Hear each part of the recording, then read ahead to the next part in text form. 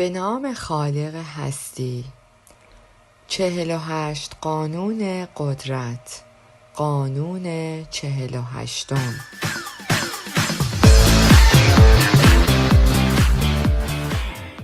قبل از اینکه خواندن کتاب را آغاز کنم از شما دوستان عزیزم درخواستی دارم. لطفاً در صورت امکان ما رو لایک و کانال ما را به دوستان خود معرفی کنید. مبهم و بیشکل باشید. داوری با شکل گرفتن و داشتن نقشه قابل مشاهده آغوش خود را برای حمله باز می کنید. به جای اینکه شکلی برای دشمن خود در نظر بگیرید، خود را سازگار و در حال حرکت نگه دارید. این واقعیت را بپذیرید که هیچ چیز قطعی و هیچ قانونی ثابت نیست. بهترین راه برای محافظت از خود این است که مانند آب روان و بیشکل باشید. هرگز روی ثبات یا نظم پایدار شرط بندی نکنید. همه چیز تغییر می کند. سرپیچی از قانون. در قرن 8 قبل از میلاد دولت شهرهای یونان به قدری بزرگ و رونق یافته بودند که برای حمایت از جمعیت در حال گسترش خود زمینهایشان تمام شده بود. بنابراین آنها به دریا روی آوردند و مستعمراتی در آسیای صغیر، سیسیل، شبه جزیره ایتالیا و حتی آفریقا ایجاد کردند. با این حال دولت شهر اسپارت محصور در خشکی و توسط کوهها احاطه شده بود. اسپارتی ها که به مدیترانه دسترسی نداشتند هرگز تبدیل به مردمی دریانورد نشدند. در عوض آنها به شهرهای اطراف خود چرخیدند و در یک سری درگیری های خشونت آمیز که بیش از 100 سال به طول انجامیدند موفق شدند منطقه وسیعی را فتح کنند که زمین کافی برای شهروندان آنها فراهم می کرد. با این حال این راه حل برای مشکل آنها جدید و پیامدهای سهمگین‌تر را به همراه داشت. آنها چگونه می توانستند سرزمین‌های فتح شده خود را حفظ و کنترل کنند؟ مردم زیردستی که اسپارتی‌ها بر آنها حکومت می‌کردند اکنون 10-1 از یونانی‌ها بیشتر شده‌اند. مطمئناً این گروه انتقام وحشتناکی از آنها خواهد گرفت. راه حل اسپارت‌ها ایجاد جامعه‌ای اختصاص یافته به هنر جنگ بود. اسپارتی‌ها سخت‌تر، قوی‌تر و خشن‌تر از همسایگان خود خواهند بود. این تنها راهی بود که آنها می توانستند ثبات و بقای خود را تضمین کنند. هنگامی که یک پسر اسپارتی به 7 سالگی رسید، او را از مادرش گرفتند و در باشگاهی نظامی قرار دادند که در آنجا برای جنگیدن آموزش دید و تحت شدیدترین نظم و انضباط قرار گرفت. پسرها روی تخت‌های نی می‌خوابیدند. آنها فقط یک لباس بیرونی به منظور پوشیدن برای 1 سال تمام در اختیار داشتند. آنها هیچ یک از هنرها را مطالعه نکردند. در واقع اسپارتی‌ها موسیقی را ممنوع می‌کردند و فقط به بردگان اجازه می‌دادند تا صنایعی را که برای حفظ آنها ضروری بود انجام دهند. تنها مهارت‌هایی که اسپارتی‌ها آموختند جنگی بودند. کودکانی که به عنوان افراد ضعیف دیده می‌شدند رها می‌گشتند تا در غاری در کوهستان بمیرند. هیچ سیستم پولی یا تجاری در اسپارت مجاز نبود. آنها معتقد بودند که ثروت به دست آمده باعث خودخواهی و اختلاف می‌شود و نظم و انضباط رزمندگان آنها را تضعیف می کند. تنها راهی که یک اسپارتی می توانست امرار معاش کند کشاورزی بود. آن هم اغلب در زمینهای دولتی که بردگان به نام هلوت برای او کار می کردند. یک نفس اسپارتی ها این امکان را به آنها داد که قدرتمندترین پیاده نظام جهان را بسازند. آنها با نظم کامل راهپیمایی کردند و با شجاعت بی‌نظیری جنگیدند. فالاژن‌های محکم آنها می توانستند ارتشی 10 برابر بزرگتر را شکست دهند، همانطور که در شکست دادن ایرانیان در ترموکوب ثابت کردند. یک ستون اسپارتی در راهپیمایی باعث وحشت دشمن خواهد شد. انگار هیچ نقطه ضعفی نداشت. با این حال اگرچه اسپارتی ها خود را جنگجویان قدرتمندی نشان دادند، هیچ علاقه‌ای به ایجاد یک امپراتوری نداشتند. آنها فقط می‌خواستند چیزی را که قبلاً فتح کرده بودند حفظ و از آن در برابر مهاجمان دفاع کنند. دهها بدون حتی یک تغییر در سیستمی که به خوبی در حفظ وضعیت موجود اسپارت موفق شده بود می‌گذشت. در همان زمان که اسپارت‌ها در حال تکامل فرهنگ جنگی خود بودند، یک دولت شهر دیگر به همان اندازه در حال افزایش بود: آتن. برخلاف اسپارت، آتن نه برای ایجاد مستعمرات بلکه برای اهداف تجاری به دریا رفته بود.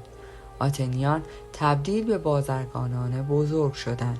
واحد پول آنها معروف به سکه جغد در سراسر دریای مدیترانه گسترش یافت. برخلاف اسپارتی های سفت و سخت، آتنی ها به هر مشکلی با خلاقیت کامل پاسخ می دادند. با موقعیت مناسب وفق می دادند و اشکال اجتماعی و هنرهای جدید را با سرعتی باور نکردنی خلق می کردند. جامعه آنها مدام در نوسان بود و با افزایش قدرت آنها خطری برای اسپارتی های متفکر به وجود آوردند. سرانجام در سال 431 قبل از میلاد جنگی که برای مدت طولانی بین آتن و اسپارت در گرفته بود شروع شد. این جنگ 27 سال به طول انجامید، اما پس از چرخش‌های فراوان ماشین جنگی اسپارتی ها پیروز ظاهر شد. اسپارتی ها اکنون فرمان یک امپراتوری را داشتند و این بار نمی توانستند در پوسته خود بمانند. اگر از آنچه به دست آورده بودند دست می کشیدند، آتنی های کتک خورده دوباره جمع می شدند، علیه آنها قیام می کردند و جنگ طولانی بی نتیجه می شد. پس از جنگ پول آتن به اسپارت سرازیر شد. اسپارتی ها در جنگ آموزش دیده بودند، نه سیاست یا اقتصاد، چون به آن عادت نداشتند. ثروت و شیوه های زندگی همراه با آن اسپارتی ها را فریفته و بر آنها چیره کرد. فرمانداران اسپارتی برای حکومت بر سرزمین های آتن فرستاده شدند. آنها دور از وطن تسلیم بدترین اشکال فساد شدند. اسپارت آتن را شکست داده بود، اما شیوه زندگی سیال آتن به آرامی نظم و انضباط خود را در هم می شکست و نظم سفت و سخت آن را سست می کرد. آتن در عین حال با از دست دادن امپراتوری خود سازگار شد و توانست به عنوان یک مرکز فرهنگی و اقتصادی شکوفا شود. اسپارت که از تغییر وضعیت موجود گیج شده بود، ضعیف و ضعیفتر شد. حدود 30 سال پس از شکست آتن در نبرد مهمی با دولت شهر تبس شکست خورد. تقریباً یک شبه این ملت که زمانی قدرتمند بودند فرو پاشیدند و هرگز بهبود نیافتند. تفسیر: در تکامل گونه ها زره محافظ تقریباً همیشه فاجعه را بیان می کند، اگرچه چند استثناء وجود دارد. پوسته اغلب تبدیل به بنبست برای حیوان محصور در آن می شود. سرعت این موجود را کند و علفجویی را برای غذا برایش سخت و آن را تبدیل به هدف شکارچیان سریع و سیر می کند. حیواناتی که به دریا یا آسمان می روند و سریع و پیشبینی ناپذیر حرکت می کنند بی نهایت قدرتمندتر و امن‌تر هستند. اسپارتا در مواجهه با یک مشکل جدی کنترل اعداد برتر مانند حیوانی واکنش نشان داد که پوسته‌ای برای محافظت از خود در برابر محیط ایجاد می کند. اما اسپارتی ها مانند یک لاک‌پشت تحرک را فدای امنیت کردند. آنها توانستند ثبات را برای 300 سال حفظ کنند، اما به چه قیمتی؟ آنها هیچ فرهنگی فراتر از جنگ و هیچ هنری برای کاهش تنش نداشتند. نگرانی دائمی درباره وضعیت موجود، در حالی که همسایگانشان به دریا می رفتند و یاد می گرفتند که خود را با دنیایی از حرکت ثابت تطبیق دهند، اسپارتی ها خود را در سیستم خودشان مدفون کردند. پیروزی به معنای سرزمین‌های جدیدی برای حکومت است که آنها نمی‌خواستند. شکست به معنای پایان ماشین نظامی آنهاست که اسپارتی ها هم نمی‌خواستند. فقط ایستایی به آنها اجازه زنده ماندن می‌داد. اما هیچ چیز در جهان نمی‌تواند برای همیشه پایدار بماند و پوسته یا سیستمی که برای محافظت از خود ایجاد کرده اید روزی خنثی کردن شما را ثابت خواهد کرد. درباره اسپارت، این ارتش‌های آتن نبودند که آن را شکست دادند، بلکه پول آتن بود. پول در هر جایی که فرصت رفتن داشته باشد جریان دارد. نمیتوان آن را کنترل کرد یا مطابق با یک الگو تجویز شده ساخت. ذاتاً آشفته است و در دراز مدت با نفوذ به سیستم اسپارت و خردگی زره محافظ آن، آتن را فاتح کرد. در نبرد بین این دو سیستم، آتن به اندازه کافی سیال و خلاق بود تا شکل‌های جدیدی به خود بگیرد، در حالی که اسپارت می توانست تا زمانی که ترک بخورد سفت‌تر رشد کند. این روشی است که جهان کار می کند، چه برای حیوانات، چه فرهنگ‌ها یا افراد. در مواجهه با سختی و خطر جهان، موجودات زنده از هر نوع محافظت می کند. یک زره، سیستم سفت و سخت و آیین آرامش بخش. در کوتاه مدت ممکن است کارساز باشد، اما برای دراز مدت فاجعه را به همراه دارد. افرادی که تحت فشار یک سیستم و روش‌های غیرقابل انعطاف برای ایجاد کارها هستند، نمی‌توانند سریع حرکت و تغییرات را حس کنند یا با آن سازگار شوند. آنها بیشتر و آهسته‌تر به اطراف چوب می‌زنند تا زمانی که راه را طی کنند. یاد بگیرید، سریع حرکت کنید و سازگار شوید، وگرنه خرده خواهید شد. بهترین راه برای جلوگیری از این سرنوشت فرض بیشکلی است. هیچ شکارچی زنده‌ای نمی‌تواند به چیزی که نمی‌بیند حمله کند. رعایت قانون. هنگامی که جنگ جهانی دوم پایان یافت و ژاپنی‌ها که در سال 1937 به چین حمله کرده بودند، سرانجام بیرون رانده شدند.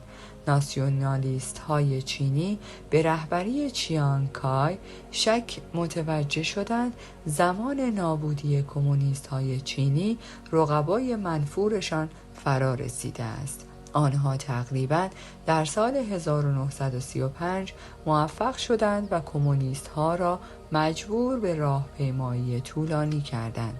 عقب نشینی طاقت فرسا که تعداد آنها را به شدت کاهش داده بود، اگرچه کمونیست‌ها در طول جنگ علیه ژاپن تا حدودی بهبود یافته بودند، اکنون شکست آنها دشوار نخواهد بود.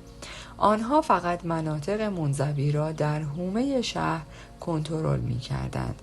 تسلیحات غیر پیچیده داشتند، فاقد هر گونه تجربه نظامی یا آموزش فراتر از نبردهای کوهستانی بودند. هیچ بخشی مهمی از چین را کنترل نمی‌کردند، به جز مناطقی که از منچوری که پس از عقب نشینی ژاپنی‌ها موفق به تصرف آن شده بودند. چیانگ تصمیم گرفت بهترین نیروهای خود را در منچوری به کار گیرد. او شهرهای بزرگ آن را تصرف می کرد و از آن پایگاه ها در این منطقه صنعتی شمالی پخش می شد و کمونیست ها را از بین می برد. پس از سقوط منچوری کمونیست ها از بین می رفتند. در سالهای 1945 و 46 این طرح به خوبی عمل کرد. ناسیونالیست ها به راحتی شهرهای اصلی منچوری را تصرف کردند، اما به طرز شگفت‌انگیزی استراتژی کمونیستی در مواجهه با این کمپین انتقادی بی‌معنی بود. زمانی که ناسیونالیست ها فشار خود را آغاز کردند، کمونیست ها به دورترین نقاط منچوری پراکنده شدند. واحدهای کوچک آنها ارتش‌های ملی‌گرا را مورد آزار و اذیت قرار دادند. در اینجا به آنها کمین کردند و به طور غیر منتظره‌ای در آنجا عقب نشینی. اما این واحدهای پراکنده هرگز به هم متصل نشدند و حمله به آنها را سخت می کرد. آنها یک شهر را تصرف کردند تا آن را چند هفته بعد واگذار کنند. آنها گارد عقب و پیشتاز را تشکیل می دادند، اما مانند جیوه حرکت می کردند و هرگز در یک مکان نمی ماندند. گریزان و بیشکل. ناسیونالیست ها این را به دو چیز نسبت می دهند: بزدلی مقابل نیروهای برتر و بی تجربگی در استراتژی مائو تسه-تونگ. رهبر کمونیست بیشتر یک شاعر و فیلسوف بود تا یک ژنرال، در حالی که چیانگ جنگ را در غرب آموخته و یکی از پیروان نویسنده نظامی آلمانی کارل فون بود. در نهایت الگویی در حملات مائو ظاهر شد. پس از اینکه ناسیونالیست ها شهرها را تصرف کردند و کمونیست ها را به اشغال فضای بیفایده منچوری رها کردند، کمونیست ها شروع به استفاده از آن فضای بزرگ برای محاصره شهرها کردند. اگر چیانگ ارتشی را از یک شهر برای تقویت شهر دیگر می‌فرستاد، کمونیست ها ارتش نجات را محاصره می‌کردند. نیروهای چیانگ به آرامی به واحدهای کوچکتر و کوچکتر تقسیم شدند، از یکدیگر جدا شدند و خطوط تدارکات و ارتباط آنها قطع شد. ناسیونالیست ها هنوز از قدرت آتش برتر برخوردار بودند، اما اگر نمی توانستند حرکت کنند چه فایده ای داشت؟ نوعی وحشت بر سربازان ملی‌گرا چیره شد. فرماندهانی که به راحتی از خط مقدم دور شده بودند ممکن است به مائو بخندند، اما سربازان در کوهها با کمونیست ها جنگیده بودند و از دست نیافتنی بودن آنها می ترسیدند. اکنون این سربازان در شهرهای خود می نشستند و تماشا می کردند که دشمنان سری و سیرشان از هر طرف بر سرشان می ریختند. به نظر می رسید میلیون ها نفر از آنها وجود داشته باشد. کمونیست ها روحیه سربازان را نیز محاصره و آنها را با تبلیغات بمباران کردند تا روحیه آنها را پایین بیاورند و آنها را مجبور به فرار کنند. ملی‌گراها در ذهن خود شروع به تسلیم شدن کردند. شهرهای محاصره شده و منزوی آنها حتی قبل از اینکه مستقیم مورد حمله قرار گیرند شروع به فروپاشی کردند. یکی پس از دیگری پی در پی سقوط کردند. در نوامبر 1948 ناسیونالیست ها منچوری را به کمونیست ها تسلیم کردند. ضربه تحقیرآمیزی به ارتش برتر از نظر فنی ملی‌گرا و در جنگ تعیین کننده بود. در سال بعد کمونیست ها تمام چین را کنترل کردند. تفسیر: دو بازی رومیزی که بهترین تقریب استراتژی های جنگ را دارند شطرنج و به بازی آسیایی رفتن هستند.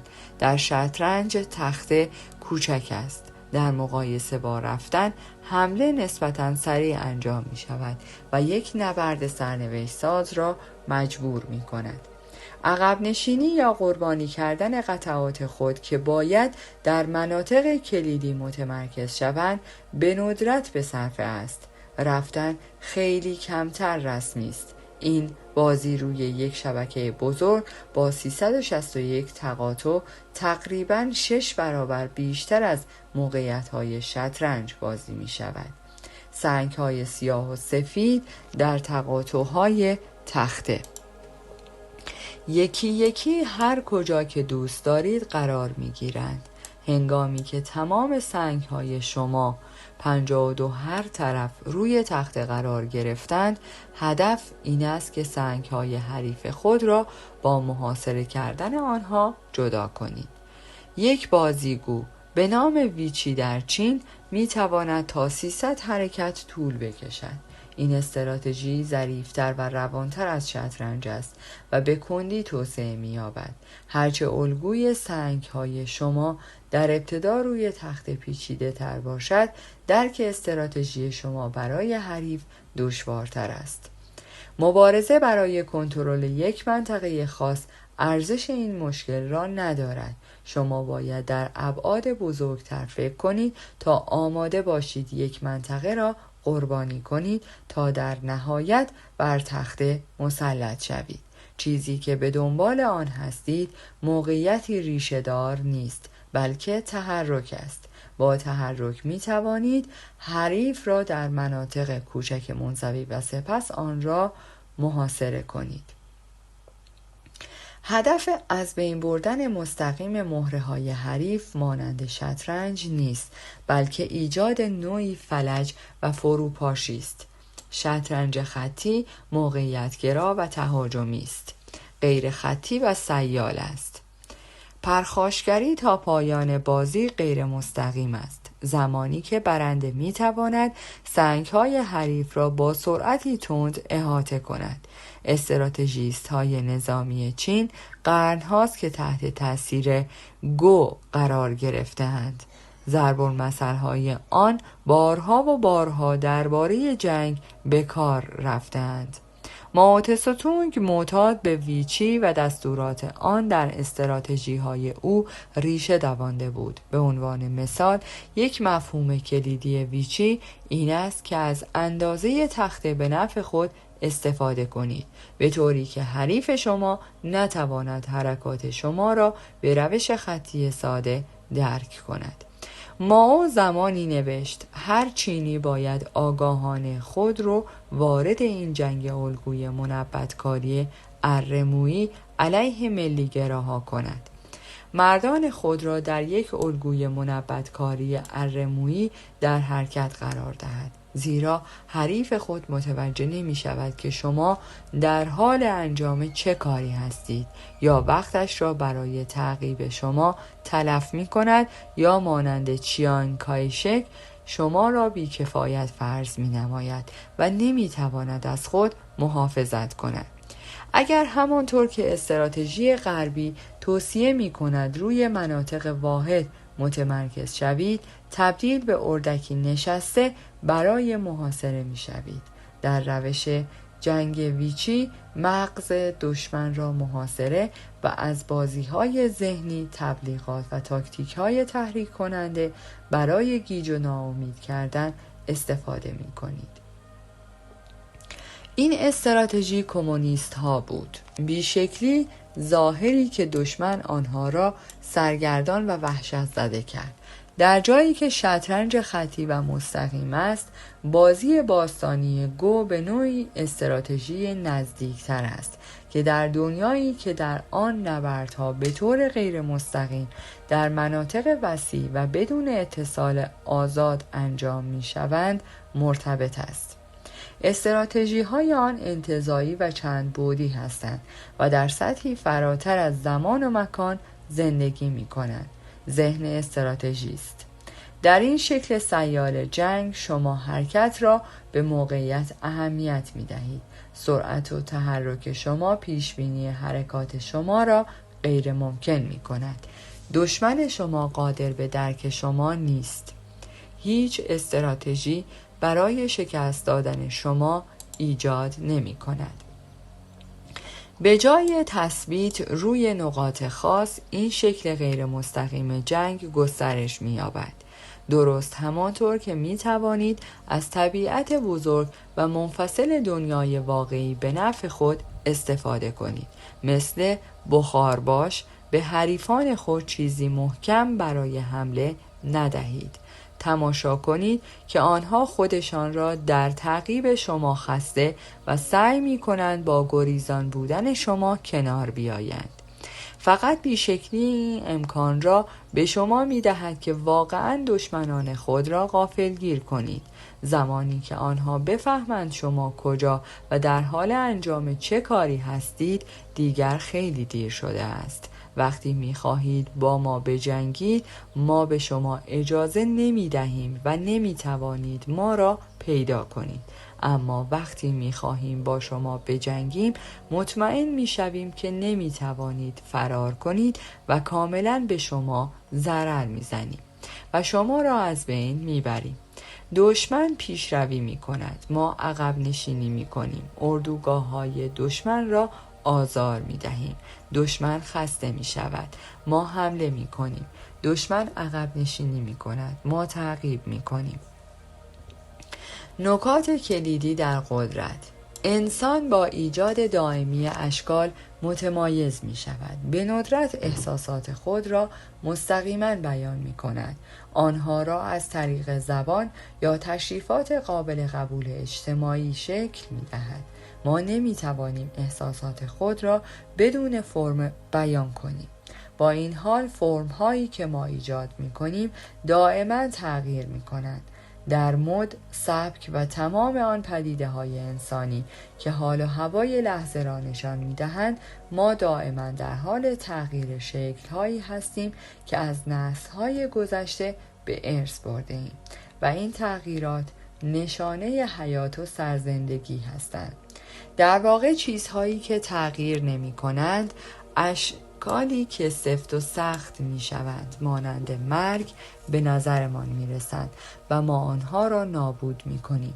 جوانان این را به وضوح نشان می دهند.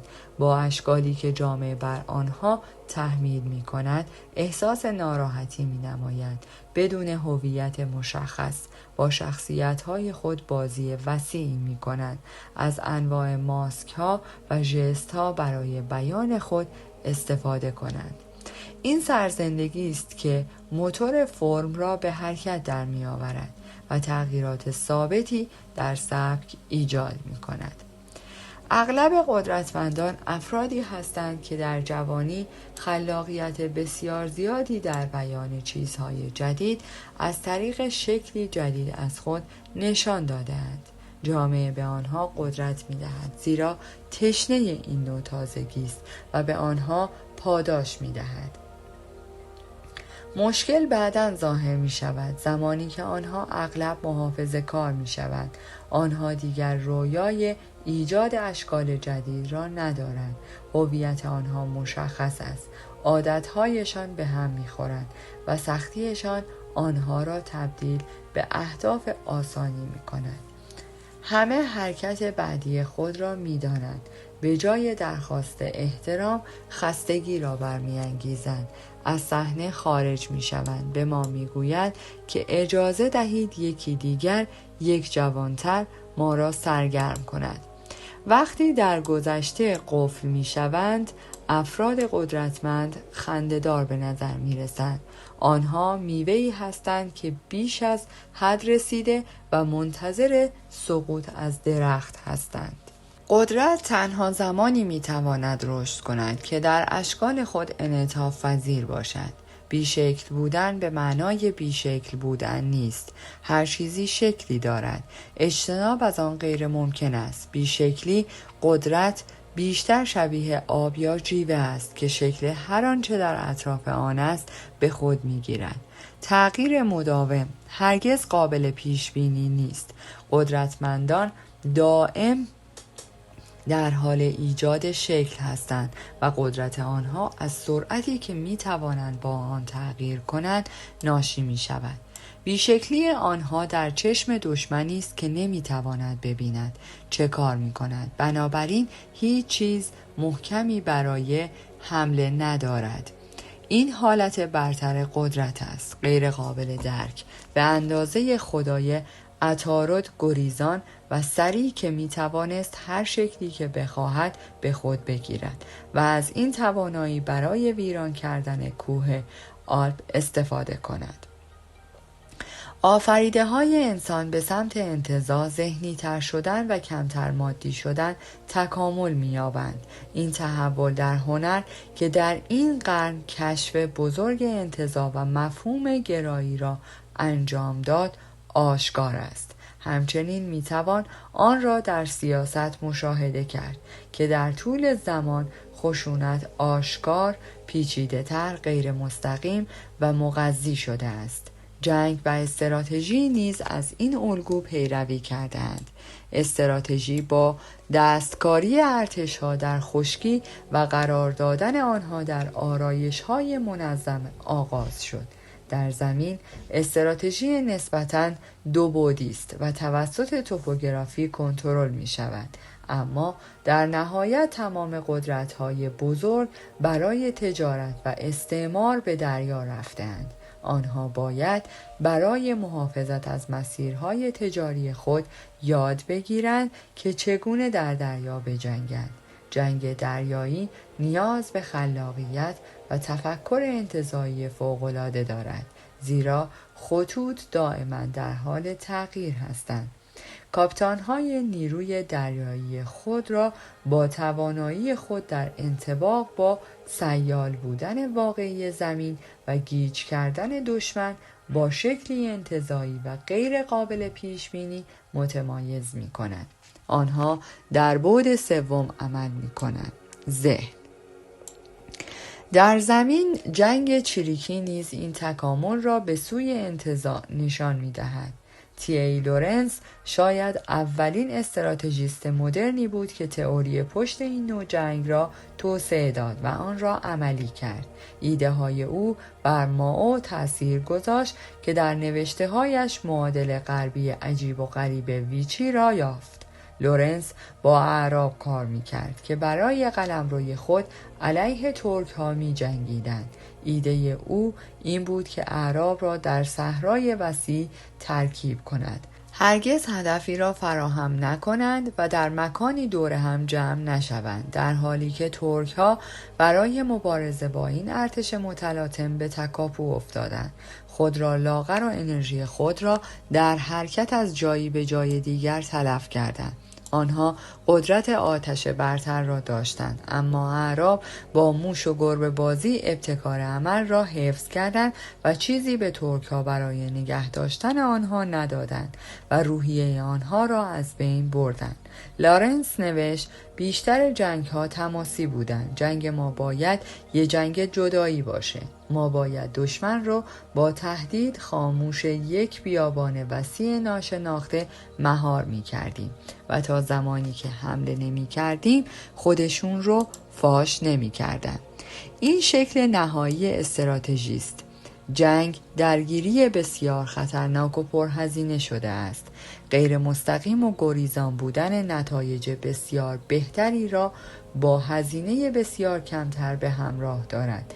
در واقع هزینه اصلی ذهنی است، تفکری که لازم است نیروهای خود را در الگوهای پراکنده تنظیم و ذهن و روان شناسی مخالفان خود را تضعیف کنید. هیچ چیز بیشتر از بیشکلی آنها را خشمگین و سرگردان نخواهد کرد. در دنیایی که جنگ‌های جدایی دستور روز است، بیشکلی بسیار مهم می باشد. اولین نیاز روانشناختی بیشکلی این است که خود را آموزش دهید که هیچ چیز را شخصی نگیرید. هرگز حالت تدافعی نشان ندهید. هنگامی که حالت تدافعی به خود میگیرید، احساسات خود را نشان میدهید و شکل واضحی را آشکار میکنید. حریفان شما متوجه خواهند شد که به عصب پاشنه آشیل ضربه زده‌اند و بارها و بارها به آن ضربه خواهند زد. پس خودتان را آموزش دهید که هیچ چیز را شخصی نگیرید. هرگز اجازه ندهید کسی از شما حمایت کند. مانند یک توپ لغزنده باشید که نمیتوان آن را نگه داشت. اجازه ندهید کسی بداند که چه چیزی به شما میرسد یا نقاط ضعف شما در کجاست. صورت خود را به صورت ماسکی بیشکل بسازید و همکاران و مخالفان مکر خود را خشمگین و سرگردان کنید. یکی از افرادی که از این تکنیک استفاده کرد بارون جیمز روچیلد بود. روچیلد یک یهودی آلمانی در پاریس در فرهنگی که به طور قطعی با خارجی های غیر دوستانه بود هرگز به او حمله شخصی نکرد و نشان نداد که به هیچ وجه آسیب دیده است. او علاوه بر این خود را با فضای سیاسی هرچه که بود تطبیق داد. سلطنت رسمی استقرار لویی هجدهم، سلطنت بورژوای لویی فیلیپ، انقلاب دموکراتیک 1848، لویی ناپلئون تازه کار در سال 1852 تاجگذاری کرد. روچیلد آنها را پذیرفت. او می توانست ریاکار یا فرصت طلب جلوه کند، زیرا برای پولش ارزش قائل بود، نه سیاست. پول او ارز قدرت بود، در حالی که او سازگار شد و رشد کرد. در ظاهر هرگز شکلی از خود نشان نداد. همه خانواده‌های بزرگ دیگری که قرن بسیار ثروتمندی را آغاز کرده بودند در تغییرات پیچیده و چرخش‌های ثروت دوره ویران شدند. آنها با چسبیدن به گوشه آغوش خود را از یک فرم آشکار کردند. در طول تاریخ سبک بیشکلی حکمرانی توسط ملکه‌ای که به تنهایی سلطنت می‌کند ماهرانه ترین اعمال را داشته است. یک ملکه در موقعیتی کاملا متفاوت از پادشاه قرار دارد. از آنجا که او یک زن است، رعایا و درباریان او احتمالاً در توانایی او برای حکومت کردن و قدرت شخصیت او تردید دارند. اگر او طرفدار یک طرف در مبارزه ایدئولوژیک باشد، گفته می شود که به دلیل وابستگی عاطفی عمل می کند.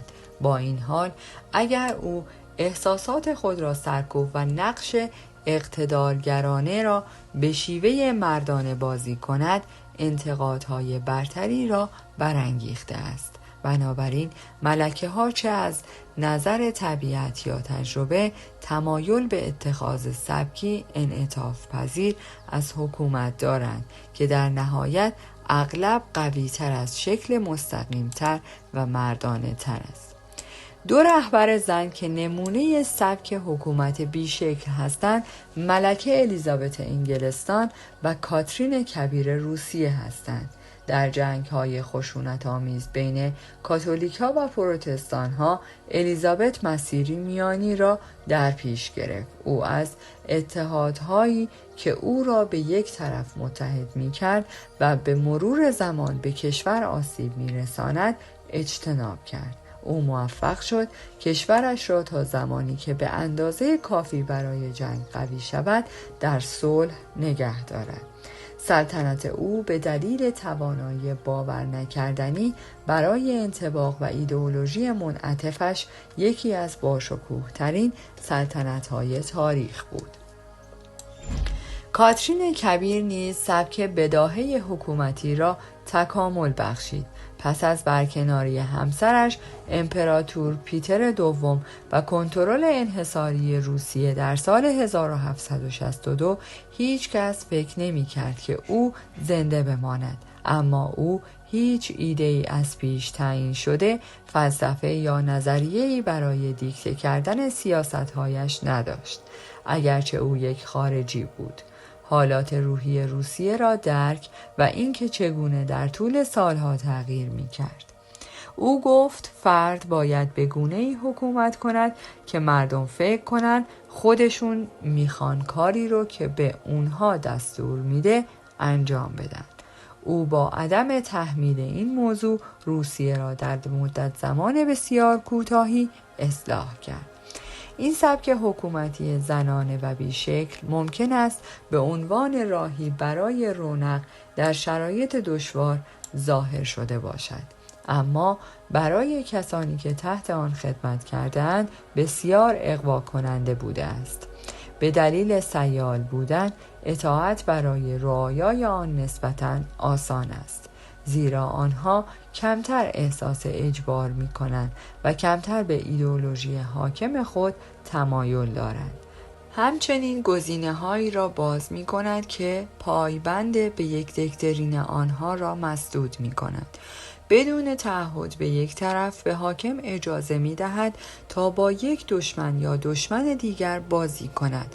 حاکمان سفت و سخت ممکن است قوی به نظر برسند، اما با گذشت زمان انعطاف ناپذیری آنها بر اعصابشان می چربد و سوژه هایشان راههایی برای بیرون راندن آنها از صحنه پیدا می کنند.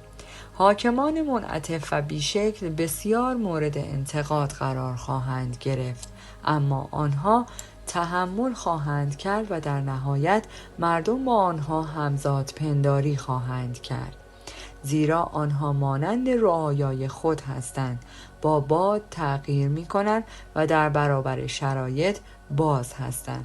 با وجود ناراحتی ها و تأخیرها، سبک نفوذپذیر قدرت عموماً در پایان پیروز می شود، درست همانطور که آتن در نهایت با پول و فرهنگش بر اسپارت پیروز شد. وقتی متوجه شدید که با کسی قوی تر و سخت‌تر درگیر هستید، به او اجازه پیروزی لحظه‌ای بدهید. به نظر می رسد در برابر برتری خود تعظیم می کند. سپس با بیشکل بودن و سازگاری به آرامی خود را به روح آنها تلقین کنید.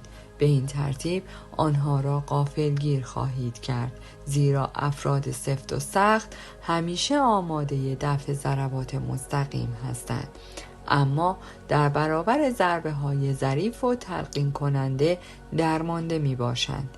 برای موفقیت در چنین استراتژی باید با آفتاب پرست بازی کنید، روی سطح هماهنگ شوید، در حالی که دشمن خود را از درون شکست دهید. برای قرنها ژاپنی‌ها خارجی‌ها را با مهربانی می‌پذیرفتند و به نظر می‌رسیدند که مستعد فرهنگ‌ها و تأثیرات بیگانه بودند. خائو رودریگز، کشیش پرتغالی که در سال 1577 وارد ژاپن شد و سالها در آنجا زندگی کرد، نوشت: من از تمایل ژاپنی‌ها برای پذیرش هر چیزی که پرتغالیه متحیر شدم. او ژاپنی‌ها را در خیابان‌ها دید که لباس پرتغالی پوشیده بودند، با مهره‌های تسبیح در گردن و صلیب در باسن. این ممکن است فرهنگی ضعیف و قابل تغییر به نظر برسد. در واقع سازگاری ژاپن از این کشور در برابر داشتن یک فرهنگ بیگانه تحمیل شده توسط تهاجم نظامی محافظت می‌کند. آن پرتغالی ها و دیگر غربی ها را اغوا کرد که باور کردند ژاپنی ها در حال تسلیم شدن به فرهنگ برتر هستند، در حالی که روش های فرهنگ خارجی صرفاً یک مد برای پوشیدن و حذف کردن است.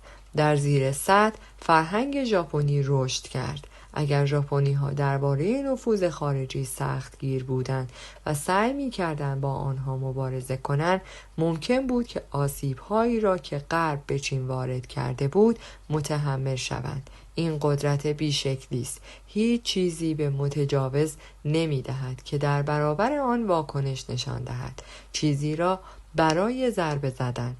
در تکامل بزرگی اغلب اولین قدم به سوی انقراض است. آنچه عظیم و پف کرده است تحرک ندارد، بلکه باید دائما خود را تغذیه کند. افراد بیهوش اغلب فریفته می شوند تا باور کنند که اندازه به معنای قدرت است، هرچه بزرگتر بهتر. در سال 483 قبل از میلاد خشایارشاه پادشاه ایران به یونان حمله کرد و معتقد بود که میتواند کشور را در یک لشکرکشی آسان فتح کند. به هر حال او بزرگترین ارتشی را داشت که تا به حال برای یک حمله جمع‌آوری شده بود.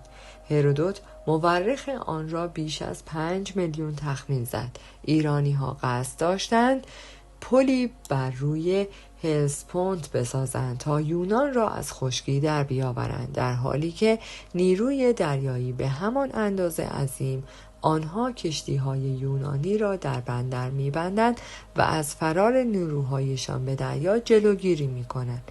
این نقشه مطمئن به نظر می‌رسید، اما در حالی که خشایارشاه تهاجم را آماده می‌کرد، مشاور او آرتبانوس به ارباب خود درباره تردیدهای شدید هشدار داد.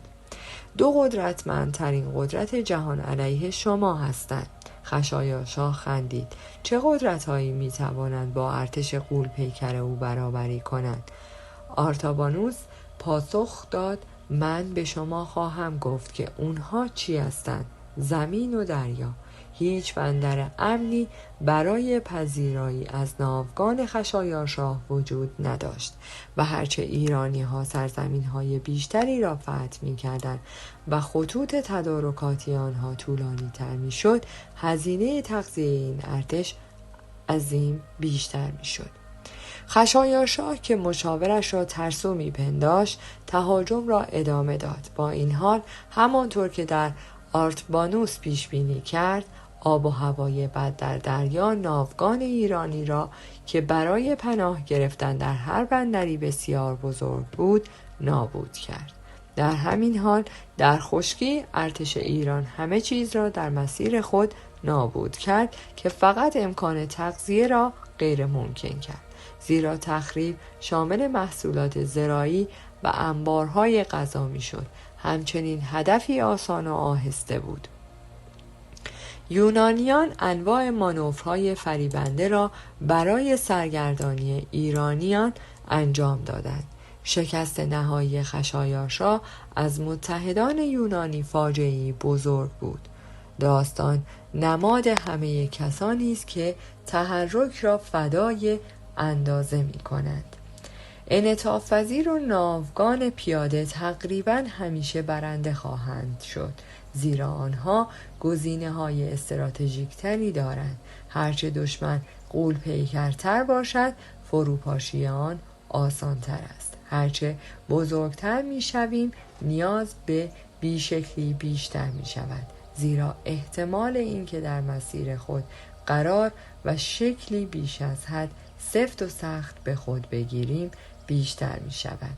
ما قابل پیش بینی می شویم و همیشه اولین نشانه کسالت و قابل پیش بینی بودن باعث می شود خنده‌دار به نظر برسیم. اگرچه تمسخر و تحریک ممکن است اشکال خفیف حمله به نظر برسد، در واقع سلاح‌های قدرتمندی هستند و در نهایت پایه‌های قدرت را از بین خواهند برد. دشمنی که به شما احترام نمی‌گذارد جسورتر می‌شود و جسارت حتی کوچکترین حیوان را نیز خطرناک می‌کند. دربار اواخر قرن 18 فرانسه، همانطور که ماری آنتوانت نمونه آن را نشان داد، چنان ناامیدانه به یک تشریفات سفت و سخت گره خورده بود که یک فرانسوی معمولی آن را یادگاری احمقانه می‌پنداشت. این کاهش ارزش یک نهاد چند صد ساله اولین نشانه بیماری لاعلاجی بود، زیرا نشان دهنده سست شدن نمادین پیوند مردم با سلطنت بود. با بدتر شدن اوضاع، ماری آنتوانت و پادشاه لوئیس 16 فقط در پایبندی خود به گذشته سفت‌تر شدند و مسیر خود را به سمت گیوتین تسریع کردند. چارلز اول پادشاه انگلستان واکنش مشابهی به موج تغییرات دموکراتیک در انگلستان در دهه 1630 نشان داد. او پارلمان را منحل کرد و تشریفات درباره او به طور فزاینده‌ای رسمی و دورتر شدند. او می‌خواست با پایبندی به انواع پروتکل‌های کوچک به سبک قدیمی تری از حکمرانی بازگردد. سختی او فقط میل به تغییر را افزایش داد. البته به زودی در یک جنگ داخلی ویرانگر گرفتار شد و در نهایت سرش را به تبر جلاد از دست داد. با افزایش سن باید کمتر به گذشته اعتماد کنید. مراقب باشید مبادا شکلی که شخصیت شما به خود گرفته است شما را یک یادگار به نظر برساند. مسئله تقلید از مدهای دوران جوانی نیست که به همان اندازه شایسته خنده است. در عوض ذهن شما باید دائما با هر شرایطی سازگار شود، حتی با تغییر اجتناب ناپذیری که زمان آن فرا رسیده است. از آن عبور کنید و اجازه دهید افراد جوانتر برای برتری خود آماده شوند. استحکام فقط شما را به طرز عجیبی شبیه یک جسد می کند. با این حال هرگز فراموش نکنید که بیشکلی یک موقعیت استراتژیک است. این به شما فضایی برای ایجاد شگفتی‌های تاکتیکی می‌دهد، همانطور که دشمنان شما برای حدس زدن حرکت بعدی شما تلاش می‌کنند. استراتژی خود را آشکار می‌نمایند و آنها را در نقطه ضعیفی قرار می‌دهند. این ابتکار عمل را در نظر شما نگه می دارد و دشمنان شما را در موقعیتی قرار می دهد که هرگز عمل نمی کنند و دائما واکنش نشان می دهند. جاسوسی و هوش آنها را خنثی می کنند. به یاد داشته باشید که بیشکلی یک ابزار است. هرگز آن را با سبکی که به جریان می افتد یا با تسلیم مذهبی به پیچ و خم‌های ثروت اشتباه نگیرید. شما از بیشکلی استفاده می کنید، نه به این دلیل که هماهنگی و آرامش درونی ایجاد می کنید، بلکه به این دلیل که قدرت شما را افزایش می دهد. در نهایت یادگیری سازگاری با هر شرایط جدید به معنای دیدن وقایع از طریق چشمان خود و اغلب نادیده گرفتن توصیه هایی است که مردم دائم در مسیر شما قرار می گیرند. این بدان معناست که باید قوانینی را که دیگران موعظه می کنند و کتاب‌هایی که می نویسند تا به شما بگویند که چه کار کنید و توصیه‌های حکیمانه بزرگتر را دور بریزید.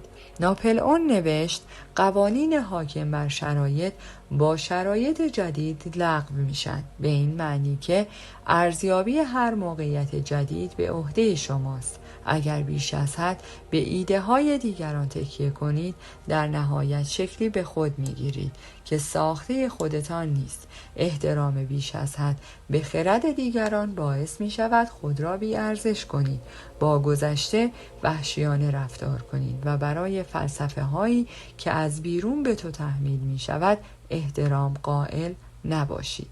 تصویر: مرکوری رسول بالدار، خدای تجارت، حامی دزدان، قماربازان و همه کسانی که از طریق سرعت فریب می‌دهند، روزی که عطارد به دنیا آمد جنگ را اختراع کرد. در آن شب او گاوهای آپولو را دزدیده بود. او با فرض هر شکلی که می‌خواست دنیا را جستجو می‌کرد، مانند فلز مایعی که به نام او نامگذاری شده است. او تجسم گریزان و غیر قابل درک قدرت بیشکلی است. قدرت پس نهایت تشکیل ارتش رسیدن به بیشکلی است. پیروزی در جنگ تکراری نیست، اما شکل خود را بی پایان تطبیق می دهد. نیروی نظامی، تشکیلات و آب شکل ثابتی ندارد. توانایی کسب پیروزی از طریق تغییر و انطباق مطابق با حریف را نابغه می گویند. تغییر روی کرد، استفاده از فضا برای پراکندگی و ایجاد یک الگوی انتزاعی نباید به این معنی باشد که تمرکز قدرت خود را در زمانی که برای شما ارزشمند است کنار بگذارید. بیشکلی باعث می شود که دشمنانتان همه جا برای شما شکار و نیروهای خود ذهنی و فیزیکی را پراکنده کنند. با این حال هنگامی که در نهایت با آنها درگیر شدید ضربه قوی و متمرکز به آنها بزنید. این گونه بود که مائو در برابر ناسیونالیست ها موفق شد. او نیروهای آنها را به واحدهای کوچک و منزوی تقسیم کرد که پیش از آن به راحتی می توانست آنها را با حمله قوی شکست دهد. قانون تمرکز حاکم بود. هنگامی که با بیشکلی بازی می کنید، روند را حفظ کنید و استراتژی بلند مدت خود را در ذهن داشته باشید. وقتی فرمی را به دست می آورید و به حمله می روید، از تمرکز، سرعت، قدرت استفاده کنید. همانطور که ما گفت وقتی با شما می جنگیم مطمئن می شویم که نمی تونید فرار کنید. در پایان از شما دوستان عزیزم می خواهم برای حمایت بیشتر ما کانال ما را به دوستان خود معرفی کنید. برای انرژی بیشتر ما رو لایک کنید و برای ادامه پرقدرت‌تر سابسکرایب. تا درودی دیگر، درود و 200 بدرود.